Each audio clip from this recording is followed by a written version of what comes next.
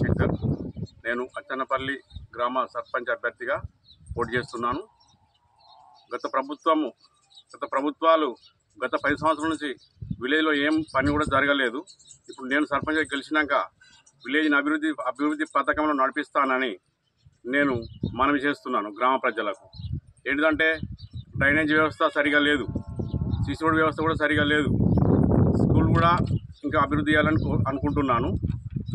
ఇందిరమ్మ ఇల్లు పెన్షన్ రాని వాళ్ళకి పెన్షన్ కూడా ఇందిరమ్మ ఇల్లు ఆల్రెడీ కొన్ని ఇచ్చినాము, 2వ విడతల ఇంకా కూడా కొన్ని ఇవ్వాలని మేము అనుకుంటున్నాం.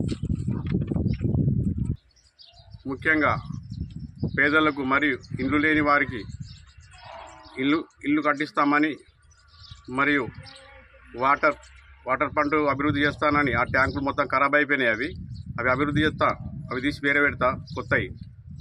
తర్వాత పెన్షన్ లేని వారికి పెన్షన్స్ అన్ని ఎల్లవేళలా విలేజ్లో అభివృద్ధి కొరకు అందుబాటులో ఉంటానని నేను గ్రామ ప్రజలను కోరుకుంటున్నాను.